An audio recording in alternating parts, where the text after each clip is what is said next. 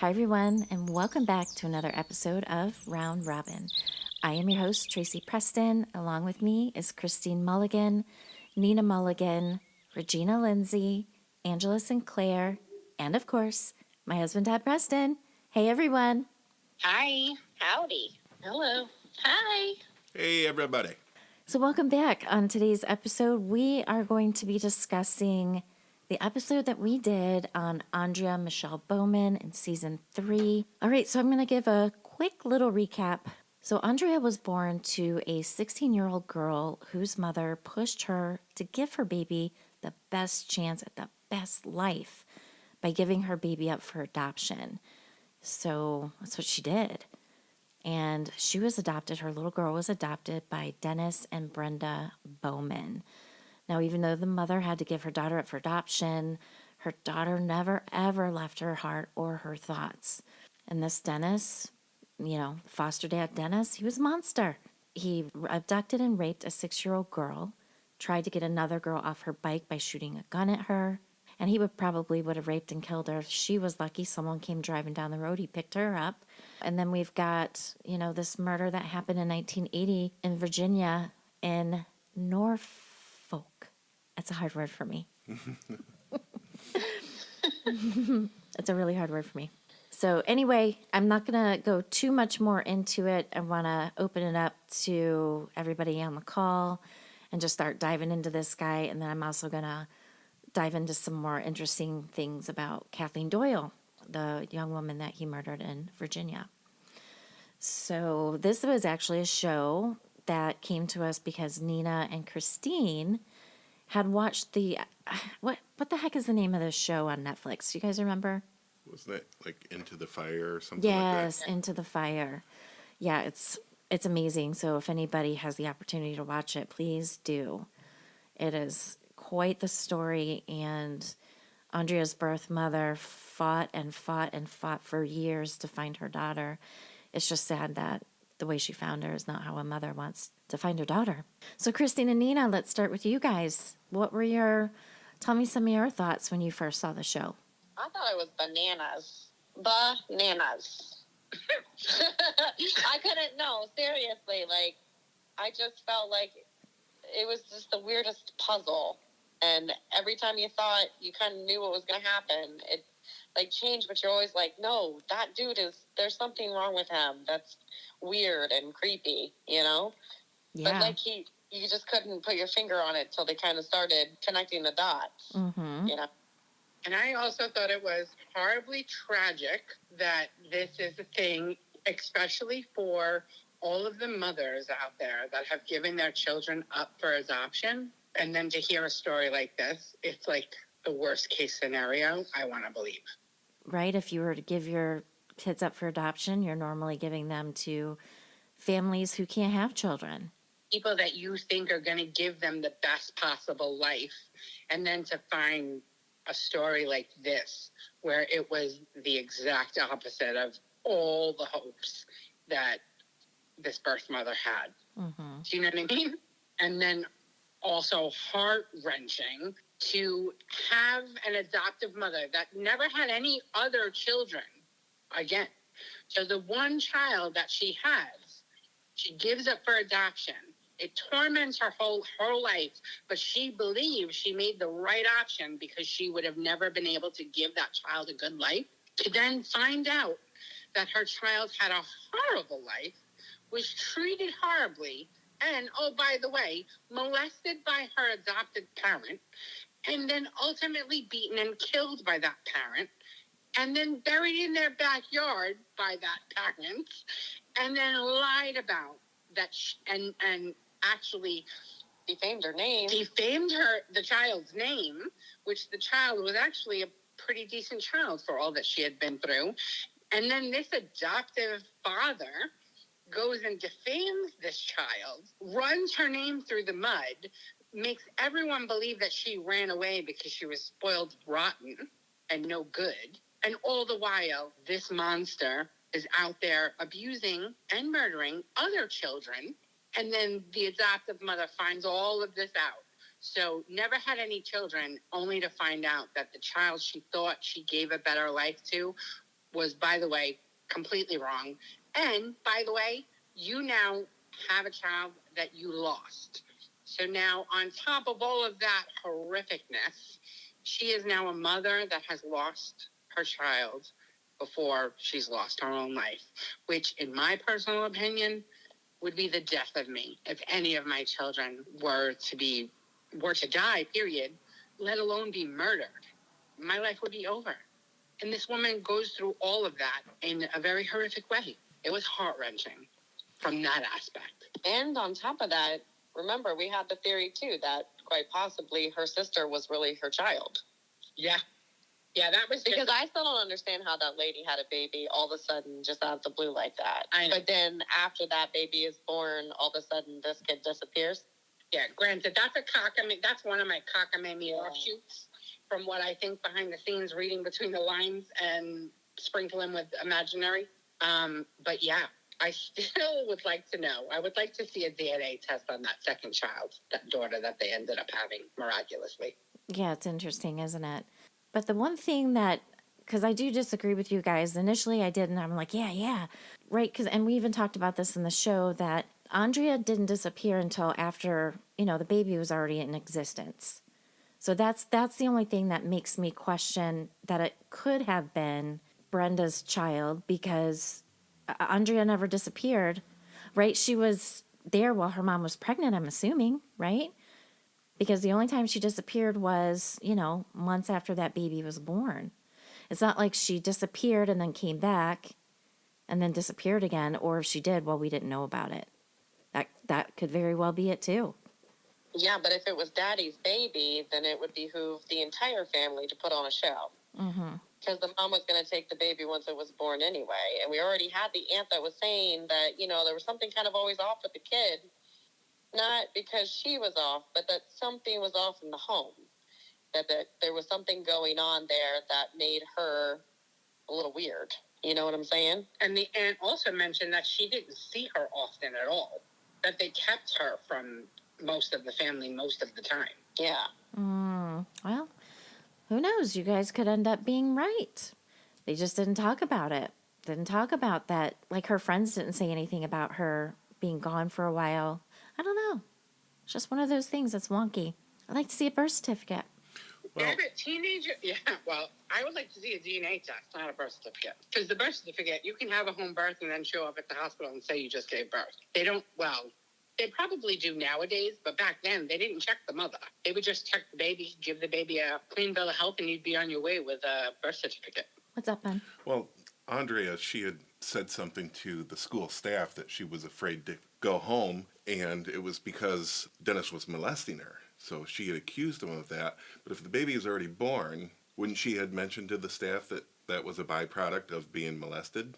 Yeah, but she only went to the counselor at the urging of her friend because her friend was witnessing oddities in her house for a while, and her friend was encouraging her to speak with somebody at the school. So the molestation was going on for years. All right, I believe that too.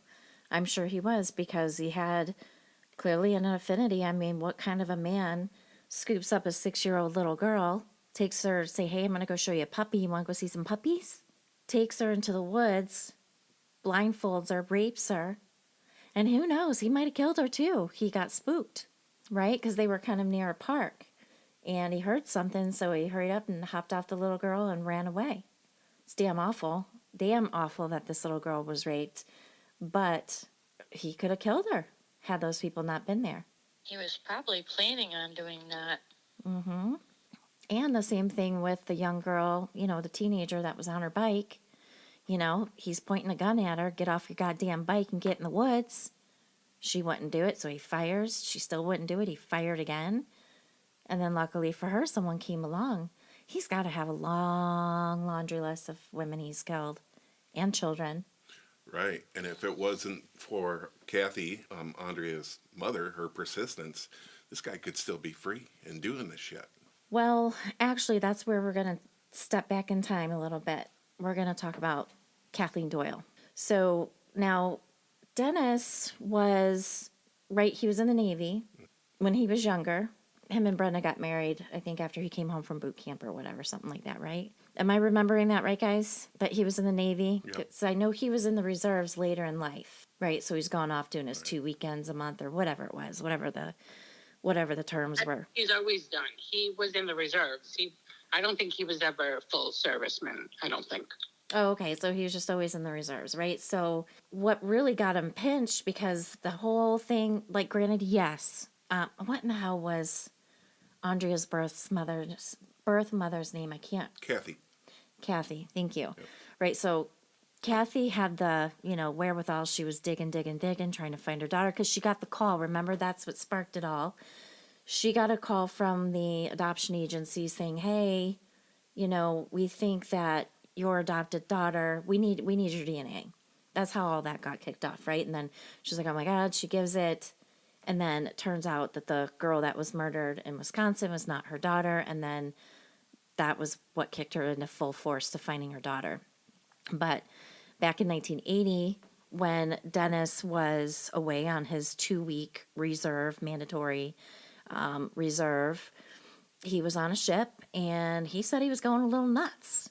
His exact words were, he was wound up like an 8-day clock, and he was 600 miles away from anybody that he knew, and he had to get off that damn boat, right? His story was that, he went out, he had some bourbon and cokes and got completely smashed, but found his way to the house of Kathleen Doyle, thought, oh, let's see if there's any money in there.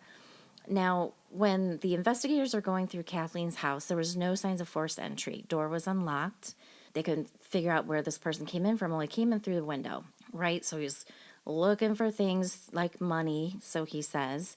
But what's interesting, so on this A&E show that I watched called Interrogation Raw, he's already in jail, and he's having a conversation with an investigator.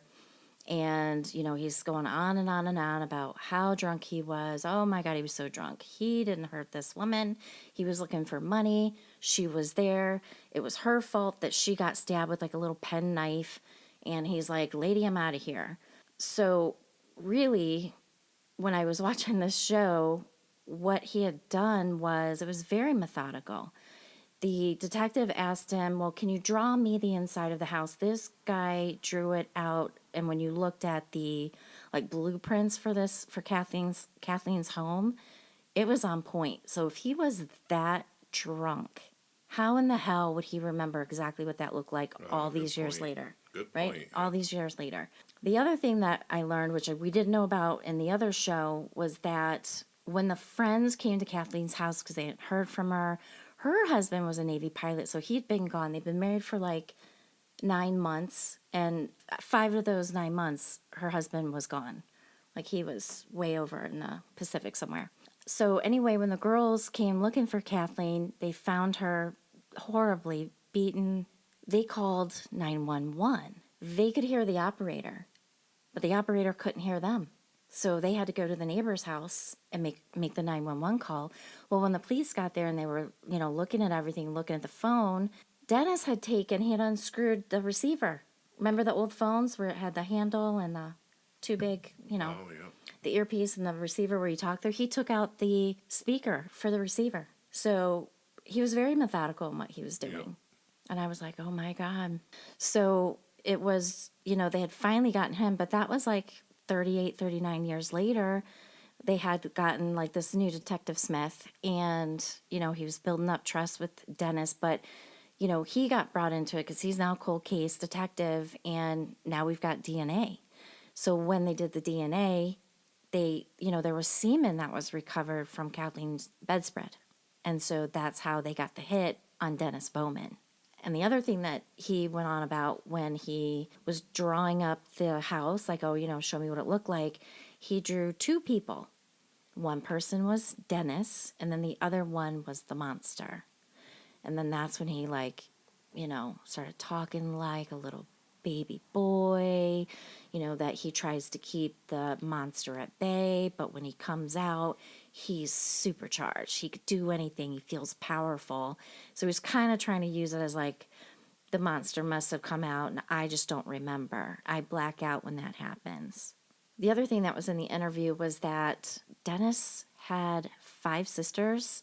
I think he was the oldest. So he had 5 younger sisters and a younger brother. And he was like, none of them ever got struck. So he's making it out to sound like he's the one who was always getting beat up by his dad. His mom never loved him, never said that she loved him. They stopped celebrating his birthday when he was 16. They just pretended it never happened, that kind of thing. And so, like what we were just talking about with Brenda, she was just, she must have just poured him unconditional love. So if that is true about his mom, because why aren't you hurting your wife, right? I always find that fascinating is you have these murderers, and I've seen them over and over on these shows where they're married, and yes, they might be, somewhat abusive to their wives, but they're out there murdering left and right. Especially like there was a show I watched on like a truck driver, like a semi-truck driver. So I just found that interesting. I wanted to go into a little bit more about Kathleen Doyle because it really was his arrest on all that before he would finally talk about what he had really done to Aundrea.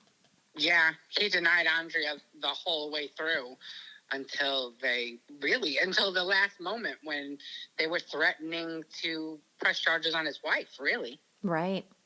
Well, and also because they were talking about potentially making it so that he could continue to do, he could serve his sentence in Michigan so that his wife could visit versus being extradited for the other murder. Kathleen Doyle, where was that? I'm trying to remember. But anyway. Norfolk. Norfolk, yeah. Okay. Norfolk. So either you tell us about, your daughter, or, we have you extradited to Norfolk and your wife won't be able to visit you while you're in prison. And so that's, I guess, what finally got him talking. But what's really crazy to me is this child's birth mother knew exactly where in the yard he had buried her daughter for years. Yeah. For years. She walked in front of that house and she kept pointing to the spot in the backyard. She did the Google Maps thing and she kept telling the private investigator, my daughter is right there. And everybody thought she was insane. Yeah, no, right there, that's a prime example of mother's intuition, period. Even if and apparently it holds true, even if you do not parent the child. But if you give birth to that child, you're going to have some forms of mother's intuition. This right here is a perfect example of that, I think. Yeah, and I found that pretty amazing as well. Like, wow, the energy, whatever we, my goodness, while we grow these babies in our bodies, they are us. They are a part of us forever. And that's just why my heart just breaks for Kathy or any mother who's ever lost a child, whether it's from something horrible like this or, an accident or cancer or whatever it is. I just hope I never experience that. I want to die long before my children. Ditto, as do, I think, all mothers. Mm-hmm. It's the worst. I can't even really. We can't dwell on that too much without me crying. I know, it's a rough one. So what about you, Angela? I don't think that he really cared a lot about his wife because there towards the end, he was like, basically like kind of irritated with her, like whatever, like he was over it. And what really got to me was when her little friend was telling them what they ate for dinner. That adopted mom, she had to know, like, she was just as abusive as he was because those children weren't getting any nutrition. They weren't being fed anything nutritious. That's child abuse. So she was just as bad as he was. She may not have committed the act, but damn well she knew about stuff. You cannot live in the same household and tell me that you don't know something. You know what I mean? I don't know. That whole story just kind of got to me too. Yeah, the whole leftover sandwich. Yeah, I wanted to agree with you, Angela, and I had this gut feeling because I'm not convinced that Brenda wasn't abused herself, and probably knew more about what was going on and was just playing the part because, like Angela said, how do you not see this stuff? This guy's already got a speckled past. she's witnessed all that through their whole relationship. And after the accusations of molestation and questioning, how does she not see any red flags that this guy doesn't have something to do with the disappearance of Aundrea, and not be as cooperative as possible? I think she's playing the role and just being there for this evil man. Maybe she's terrified of him as well. Could be. And I think you brought up a good point as well, hon, that maybe she was in an abusive family, right? Maybe her dad did the same thing to her. Maybe that's why it was okay, because you can't tell me you don't know that your husband's missing and the door's closed to your daughter's bedroom. What's he doing? Where is he and what's he doing in there? That's a good point. Thank you. Yeah. Same thing to you, Angela. I agreed. And also in the show where the aunt, where she was saying that, Aundrea wasn't looking right. She was really disconnected. She wasn't really looking at anybody. She was sitting in front of the fireplace, just kind of rocking and disconnected from everyone. And Brenda comes in, yelling, "Oh, you want to know what this kid did?" Right? And so when Aundrea came up missing was after her and her friends went to the principal and went to the pastor at their church, which, mind you, both Dennis and Brenda taught Sunday school. The truth can't come out if somebody's not there to speak it. So, Exactly. Right, and then the minister or the pastor at the church has the nerve to get onto this girl and say, "Do you realize how much trouble that could cause for your father if you're not telling the truth?" Yeah, I and was they bullied her into backing down and recanting her story. absolutely. Were you going to say something, Angela?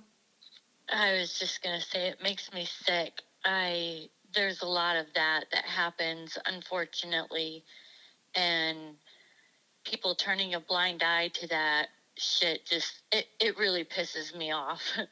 It hits a nerve with me really, really bad. Absolutely agreed. And the way the way he so brutally killed Kathleen. So let's just hit that real quick.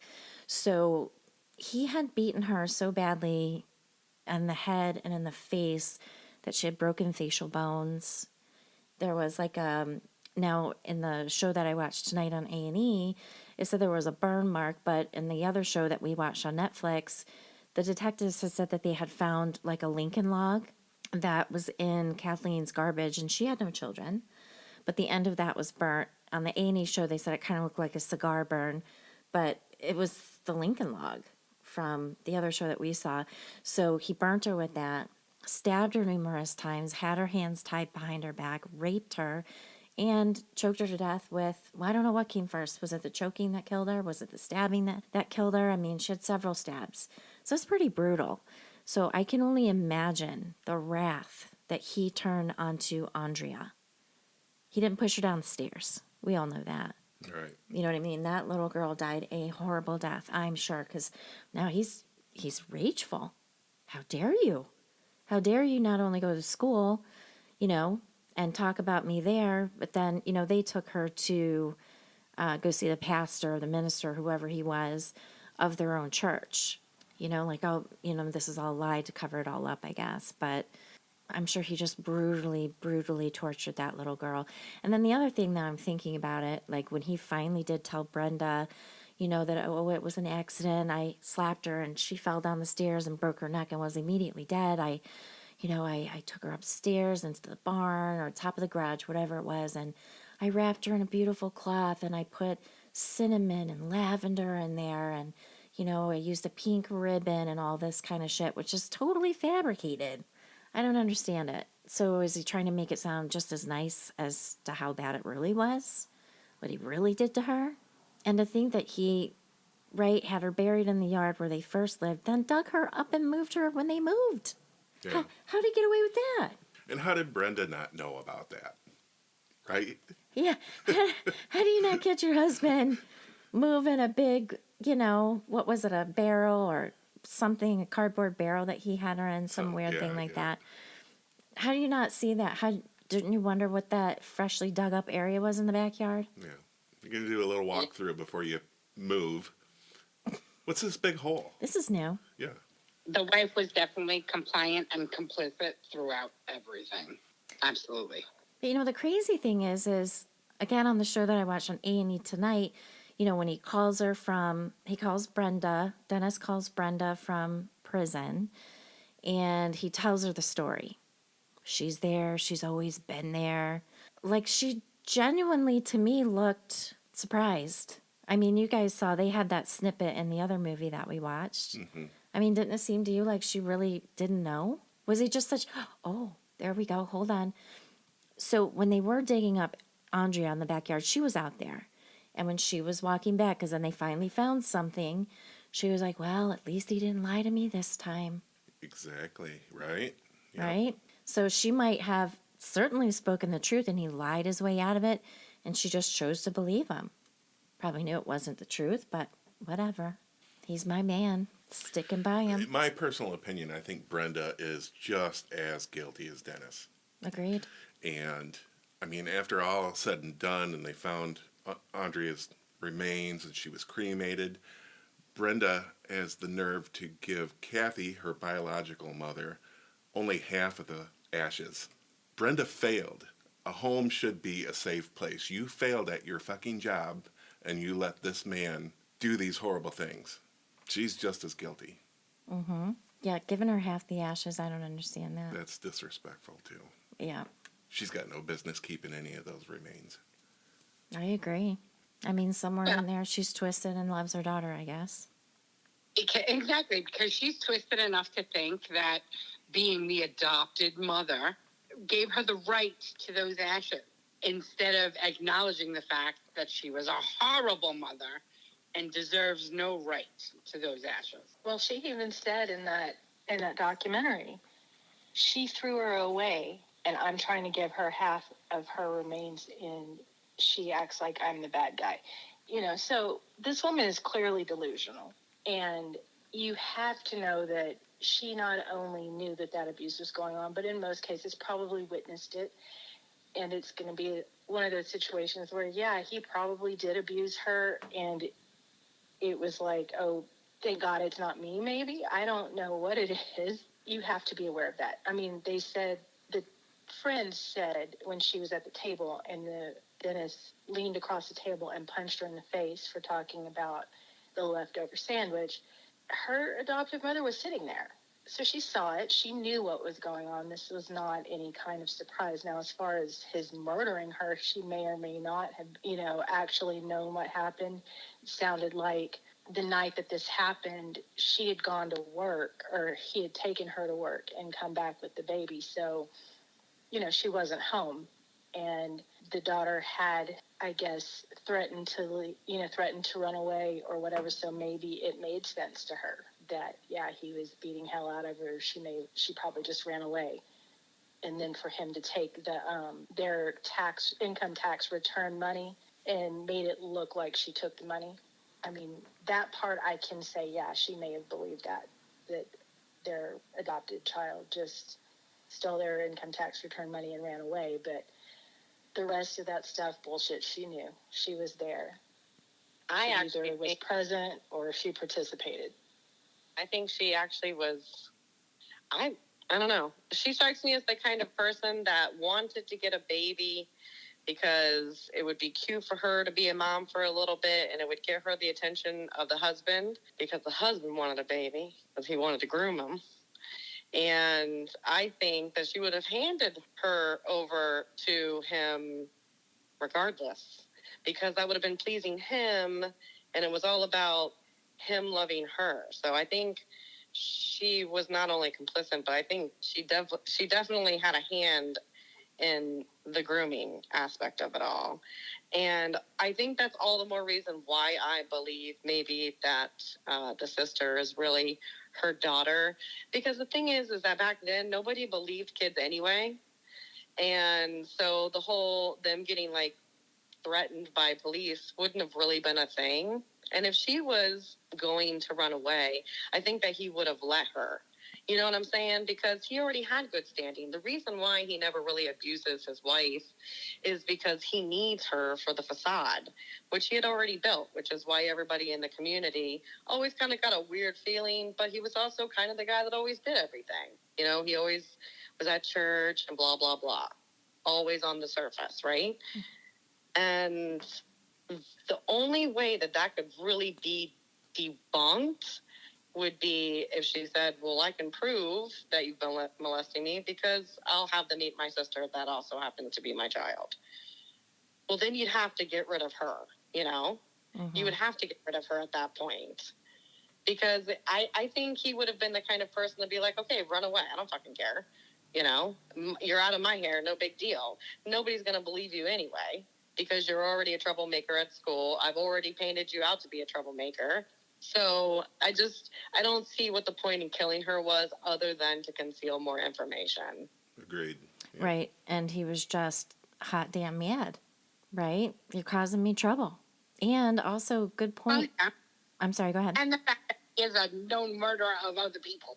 So maybe it was really all about him getting his rocks off and going a little too far with his own daughter. But I kind of tend to agree with the whole, you need to go because you're making too many other waves for this other baby that we now have. And or maybe she had threatened to take her sister when she left. Valid. I can see that, Yeah. right? Because that's what Because all of her friends said she didn't want to leave because she was worried about her sister. Right, right. Well, and also going back to the whole punching at the dinner table when, you know, she brought up, you know, oh, this is what I always get as a leftover sandwich. You know, bam, she gets pounded, almost gets knocked out of the chair. And Brenda just sat there like she just shut it all off, just kept feeding the baby. And so maybe she's just one of those people who, like Todd said, something had happened to this woman when she was a little girl. What do little girls want to do? They want to have babies so that they can give them the love that they never had, but they don't know how to handle it after they grow up a little bit more. So now all of a sudden, magically, here we have another baby. I don't care about that Aundrea girl anymore. I got my precious little baby because that's where her mind is at, right? Just Also, I interesting. know, as horrifically descriptive and detailed this horrific story is already, it's amazing how many more twisted roads you can go down with it, with possibilities of what may have also been involved. It's crazy. Mm-hmm. It's honestly bananas, right? Like Nina said, just plain bananas, the whole thing. It's horrifically heart-wrenching, mind-bending, horrific. There's not even enough words. I can't find the proper words to describe how malicious this was. Mm-hmm. And, you know, his life was so precious to him. You know, when he was talking to Detective Smith, when Smith was trying to gain his trust and all that, he wanted to make a deal. He wanted the death penalty off the table. His life is that precious. And that's what he got. He did get away with not getting the death penalty. And then after, you know, all that was done, they gave him 2 life sentences. And then for Aundrea's death, he got another one on top of that. Our only solace is knowing that he's locked up like the animal that he is until the day he dies. And he's not looking so good. He's looking pretty old. He's looking pretty frail. So I hope he's enjoying himself. All right. So is there any more we want to talk about this? Anything else we want to talk about this case? We should talk about Thanksgiving. I was just going to say, I think we went all the way through this. We round robin this one to death Yeah, we did. on some extra trails that could be, would be. Right. Well, because they could be. I know we had more victims. But anyhow, guess what? It's Thanksgiving week. It's Thanksgiving week. Yay! Yeah. That's crazy. Year went so fast. It did. So the time the show airs, the very next day will be Thanksgiving. Do you guys have anything fun planned? No, the kids are all coming over. We're going to have a family event. Per usual. What are you guys doing? Same. Headed to Tulsa tomorrow. Oh, Oh, what's in Tulsa? Lori's family. Lori's family. Oh, well, that'll be fun. I am looking forward to Tracy's cooking because every day she makes great food, but on Thanksgiving, there's a lot more. There's a lot more of that good food. And I'm usually a very gaining weight just thinking about it. and I'm usually a very non-traditional holiday cooker. But this year I'm doing a little bit of traditional because we have Todd's folks coming, my mom's coming. And so, you got to do the turkey and all that crap. But I am going to bacon lattice that turkey. Yep. Hey, here's a fun fact. You're gonna do Did what? you know that female turkeys don't gobble? Only the male turkeys gobble. Say what? Yep. Why doesn't a female turkey gobble? Well, They don't have a gobbler. Only. well, they just kind of cluck and but they don't gobble. They don't gobble. It's a mating call, I think. I can do it. I have a video of my brother and my sister-in-law, they run a rescue, right, for animals. And they have I don't know, 10 turkeys or so. And I will call them and they will answer me. It's so funny. I have a video of it. That's be fun. Well, we tried that. We went to Cornwell's Turkeyville and we tried doing the turkey call, and none of them bastards were talking back. But some of those turkeys look like they're ancient. Wow.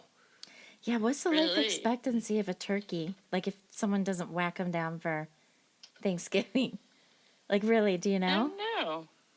That one we saw, I swear it had to been an 80-pound turkey. Yeah, this thing was frightening. It had cankles. It was. Oh my God. I've never seen feet so big. I'm like, and it just walks around. Half of its feathers are missing, and I'm like, you are scarier than all hell. Yeah. It was really scary. It's a zombie turkey. It was. It's the thing nightmares are made of for sure. It's terrifying. But they taste so good. They do taste good. Ew. They're a little on the dry side. Yeah. That's good for you. So bacon We don't lettuce. usually do the traditional dinner when I stay here at home. My mom's not a big fan of turkey, so we usually do something different, prime rib or something like that, or Italian. That sounds good. I'm also making a bacon mushroom Swiss meatloaf. Oh, yeah. That's killer. Yeah, girl. It's nuts. I'll send you the recipe. Oh, yum. Yeah, it's killer. Yeah. Tad's like, I want that for my birthday. I want it for Christmas, Thanksgiving, Easter, Halloween. Yeah. So anybody have any good family games? Like, what fun family things does anybody do? Well, it's kind of hard because everybody eats and then they pass out from all the tryptophan. Yeah. We play Rummy Cube or Euchre. I love euchre. I'm playing a game all by myself, and it's called Don't Watch the Lions, because they're on a roll. And if I watch the Lions play, they're going to lose. So, Yeah, Todd even thought, he's like, I'm going to tell Dad he can't watch the football game. I'm like, your dad's 77, 78? You yeah, can't somewhere in you there. can't tell him he can't watch football on Thanksgiving? I said, you keep your ass in the dining room. You can't watch it. So my daughter's dad was from Michigan and near Detroit, actually. And back in the 90s, when we were first together, was when it was always the Bulls and the Pistons in the NBA finals. It seemed like for years and years. And he would not let me watch those games with him because every time I watched, Detroit lost. Exactly. And this is the first time the Lions have gotten this far in how long, hon? Oh, let me see. They haven't had a championship since 1957, so that was their division win back in 1957, and they've never been to the Super Bowl. So, but they're on the road. We're close. Yep. As long as Todd doesn't watch. As long as I don't watch. Well, and so what happened to you're not into watching sports that much, Todd? Well, I like watching the History. Lions. I think this year in particular, I've just been so busy that I've been missing the games, but they've been winning. So now I'm kind of thinking, maybe I just need to keep myself busy so these motherfuckers can win the Super Bowl. Okay. Well, okay. Are we going to not point out the irony that Todd says he loves watching football, but he refuses to watch the team that he's fanatical about because if he does, they will lose. I don't want to jinx it. You don't want to jinx it. He refuses himself the thing that he loves to do, so he doesn't jinx It's the like team that he's fanatical it's about. like Lent. That's true love right there. True. That's how important football is up in Michigan. I just watched the recaps and everything on the next day. You know. Any of you. Well, and if they don't make it, then you can go back to. And I report to Tracy every Monday morning. The Lions won again. Yep. We're a little happy over here. Like many, many, many Michiganders. Yep. Yes. Yes. All right, guys. So I think we should wrap it up. I hope that everyone out there has an amazing Thanksgiving, especially my friends here on the call. Lots of love to you. I'm sure I'll talk to you guys before Thanksgiving, but happy Thanksgiving to everyone out there, and have a great week. Make sure you listen to the show, and that's it. Don't get killed. Don't. We'll be back. Happy Thanksgiving, everyone. Gobble, gobble. Good night, everyone. Bye. Bye.